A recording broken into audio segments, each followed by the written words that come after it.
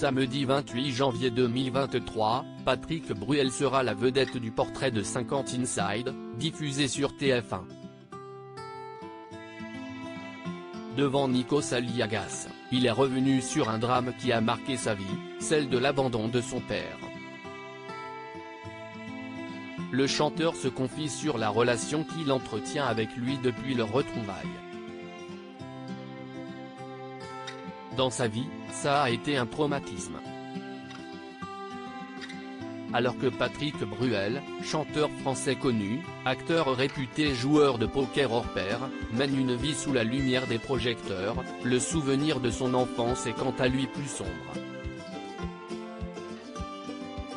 En 2015, dans les colonnes de Version Féminin, l'artiste se confiait sur ce drame qui a marqué sa jeunesse, celui de l'abandon de son père, Pierre Benguigui. En partant, il laissait derrière lui sa mère, Céline, avec un enfant à charge. Patrick Bruel aura attendu 40 ans avant de revoir son père, au début des années 2000. J'avais envie de régler ce problème avant que mon premier enfant n'arrive.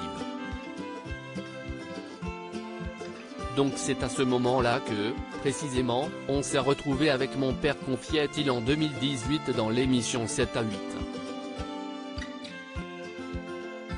Un moment difficile et houleux, avouait-il. Les choses se sont joliment arrangées. Retrouver un père absent après 40 ans de silence n'est pas chose facile. Pour le magazine Le Point en novembre 2022, Patrick Bruel donnait les détails de cette entrevue. La discussion qui en a découlé a été forte, très forte, violente verbalement. Suite à ça, l'interprète de Qui a le droit a fait le choix de réintégrer Pierre Benguigui dans sa vie, une décision qu'il n'a pas regrettée puisque ça a libéré la place pour mes enfants, qu'il soit un grand-père et que quelque chose se réinstalle entre nous au fil des années.